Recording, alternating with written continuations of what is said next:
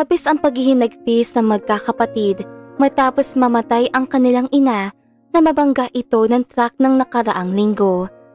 Tinulungan sila ng mga gobyerno at mga kamag-anak upang matuloy ang agarang pagpapalibing nito at hindi na tumagal ng 10 araw. Ngunit sa kabila ng mga tulong na ibinibigay nila, ayaw silang kupkupin ito na kesyo hindi nila kayang buhayin ng magkakapatid, na hindi nila kayang alagaan ng mga ito at nasa wastong gulang na rin naman ang panganay sa magkakapatid na si Tina. Dahil nga walang gustong kumuha sa kanilang magkakapatid, pinili ni Tina na mag-isip ng paraan kung paano niya mabubuhay at maaalagaan ng kanyang mga kapatid na si Briella at Josh na ngayon ay nasa mababang antas pa ng edukasyon. Malalim at matagal niyang pinag-isipan ng kanyang magiging pasya at yun ay ang itigil ang pag-aaral. Ate, 1 taon ka na lang. Paano yan? May trabaho ka ba talaga mapapasukan kung hindi ka nakapagtapos? Nag-aalalang tanong ng kanyang ikalawang kapatid na si Briella. Bumuntong hininga si Tina matapos mapahilamukos ng muka. Hinarap niya ang kanyang kapatid. Hindi ko alam, pero susubukan ko. Basta kayo, magtapos kayo ng pag-aaral. Mas lalo ngayon, graduating ka na senior high school, Briella. College ka na sunod. Kaya ayusin mo ang pag-aaral mo. Tayo na lang meron ng isa't isa. Kaya sana tulungan niyo ako. Pakiusap ni Tina. Tumango naman ang dalawa niyang kapatid. Senyales na nauunawaan na sinasabi ng kanilang nakakatandang kapatid. Niyakap ni Briella at Josh ang ate nila habang si Tina naman ay hinalikan ang noo ng dalawa bago tapikin ang mga balikat. Tara na, kumain na tayo. Mahinahong sabi ni Tina. Tumango naman ang mga ito at sabay-sabay silang tumayo para magsalo ng pagkain. Alam ni Tina na tuluyang magbabago na ang buhay nila, pero gagawin niya ang lahat upang hindi sila maghirap at maiahon niya sa magandang buhay ang kanyang mga kapatid. Ilang araw siyang naghanap ng trabaho, ngunit dahil wala nga siyang natapos at diploma, hindi naging posible ang agad-agarang makakuha ng pagkakakitaan sa pang-araw-araw. Ilang subok ang ginawa niya, subalit hindi talaga siya mapalad hanggang sa isang araw, may kapitbahay na lumapit sa kanya nang pauwi na siya sa kanilang bahay. Tina! Uy! Tawag ng kapitbahay niya. Nilingon ni Tina ang babae na humawak pa sa kanyang pulsuhan. O Sadie, bakit? Tanong ni Tina. Ngumiti naman ang dalaga. Hindi ba naghahanap ka ng trabaho?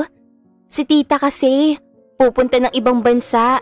Pero bago yun, kailangan mo na daw niya na makakasama bilang kasambahay bago lumipad para hindi na maghanap ang magiging amo ng iba pang pagkakatiwalaan ng kasambahay.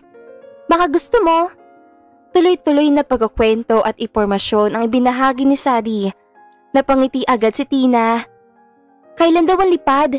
Pagtatanong ni Tina. Sa sunod na linggo, tapos ang dating niya ng Canada ay umaga o tanghali na Sabado. Ikaw mo na ito, mabait daw ang amo. Pangungumbinsi ni Sadie. Nawala ang ngiti ni Tina sa kanyang mga labi bago sumagot. Hindi ko alam, Sadie eh. Biglaan kasi. Hindi ko pa nga nakakausap ang mga bata. Nagdadalawang isip na sabi ni Tina. Tinapik naman ni Sadie ang kanyang balikat. Kung ako sa'yo, kausapin mo na sila sa magiging setup nyo. Andito naman ako at half day lang sa college. Pwede ko silang bantayan kung kumusta na sila. Pwede din akong pansamantalang manirahan sa inyo para talaga mabantayan ko sila. Sayang naman kasi ang oportunidad na ito. Bihira lang makapasok at makalipad ng bansa para sa magandang buhay. Sabi ni Sadie. Tumango na lang si Tina at anya susubukan niya kausapin ang mga kapatid at kung ayos naman sa mga ito ang mangyayari, tatanggapin niya.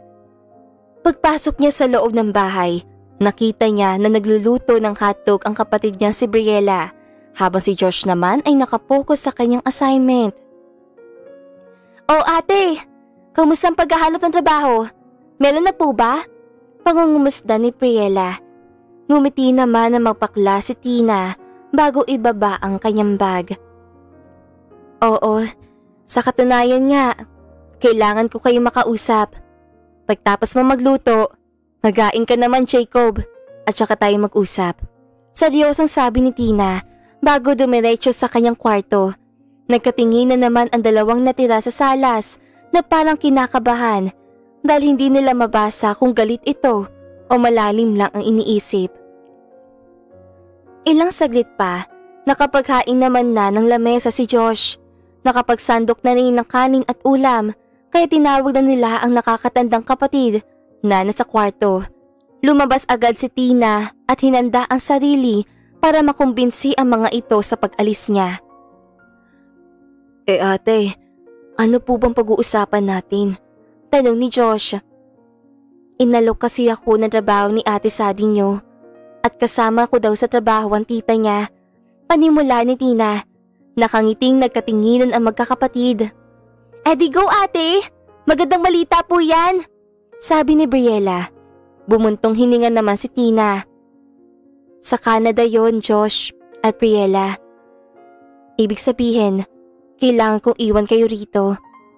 Pero, nagpresenta naman si Ate Sadie niyong aalagaan niya kayo at babantayan. Ilang linggo na lang at lilipad na ako. Kaya mas maganda kung mas maaga makapagsabi na kayo kung hindi kayo sang-ayon sa akin at sa mangyayari sa atin. Sabi ni Tina na halatang nangangamba pa rin sa mararamdaman ng kanyang mga kapatid. Ilang saglit, nakaramdam siya na mahigpit na pagkahawak sa kanyang kamay. Ate, ayos lang. Hindi na rin naman kailangan bantayan si bunso ni Ate Sadie. Andito naman ako. Ako na ang bahala sa kanya. At isa pa, senior high school na ako, na ang edad ay 17. Kaya ko na to, mas malaki ang sahod sa ibang bansa kesa dito sa Pilipinas. Pangungumbinsi sa kanya ni Briella na sinang-ayunan naman ni Josh. Malalim at sinserong pinag-usapan na magkakapatid ang mangyayari at bandang huli na pagdesisyonan nilang ituloy na lang ni Tina ang pumunta ng ibang bansa. Handa siyang isakripisyo ang pangarap at edukasyon para sa kanya. Maitaguyod niya lang ang mga kapatid na nangangailangan sa kanya at matupad ang pangako niya sa inang iaalagaan at bibigyan niya na magandang buhay ang mga ito kahit na siya pa ang pinakahuling makapagtapos sa kanila.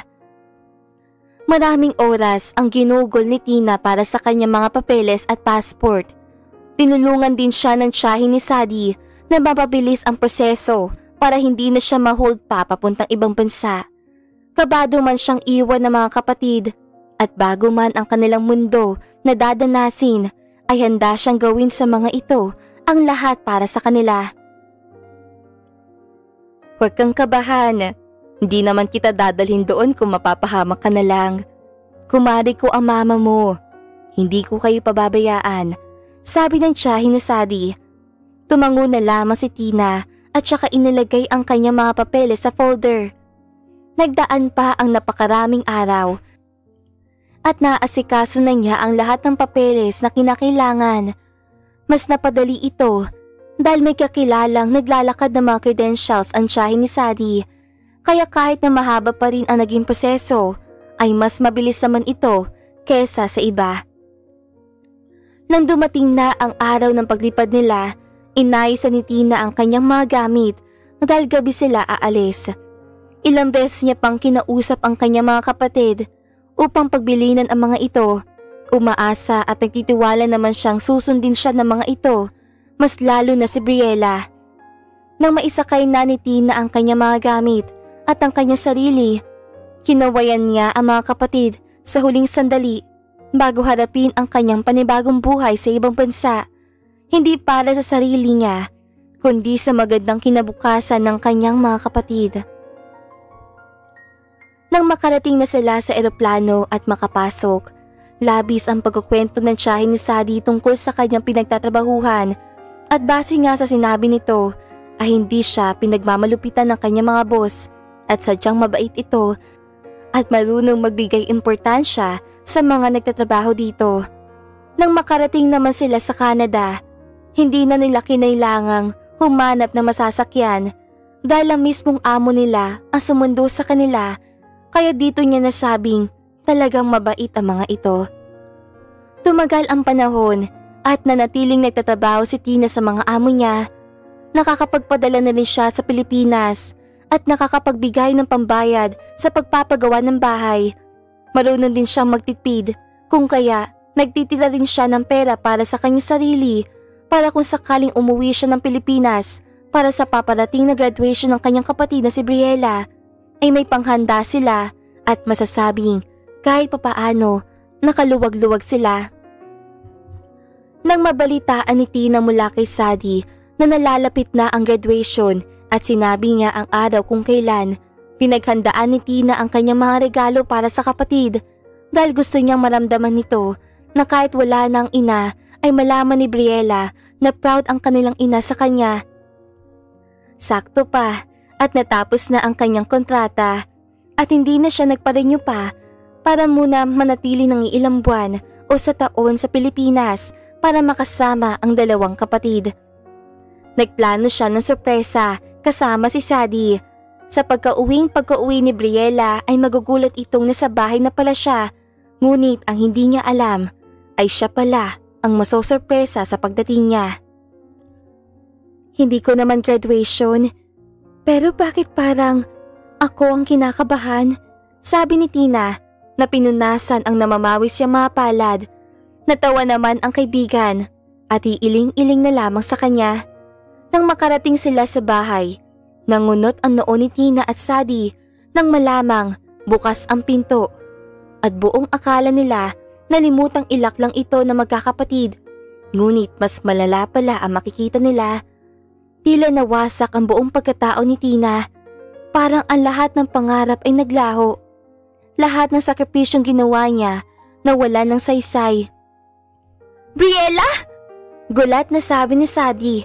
Nalaki ang mata ni Briella nang makita ang kapatid sa tabi ni Sadie. Ate, ba't hindi ka nagsabing uuwi ka? Sabi ni Briella at umaktong tutulong, ngunit inalis si Tina ang kamay niya. Buntis ka? Ilang buwan na yung batang yan?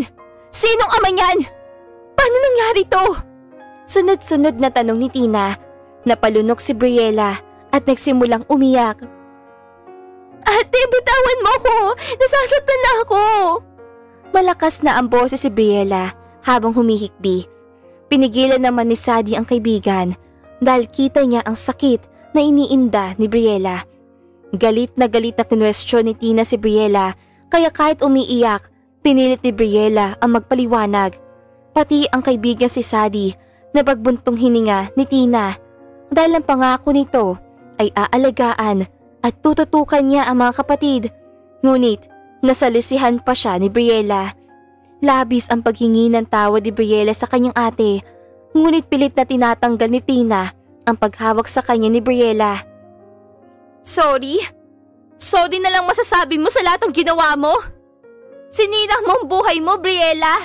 Sinira mo lahat ng pinaghirapan ko para sa iyo. Hindi ka pa nakapagtapos sa pag-aaral mo at na-drop out ka pa dahil sa kalandian mo. Galit na sabi ni Tina habang dinuduro-duro ang kapatid. Alam mo ba anong buhay at pahamak ang ginagawa mo para sa inyong dalawa ng anak mo? Alam mo ba kung gaano kahirap bumuhay ng tao? Dagdag na sabi pa ni Tina.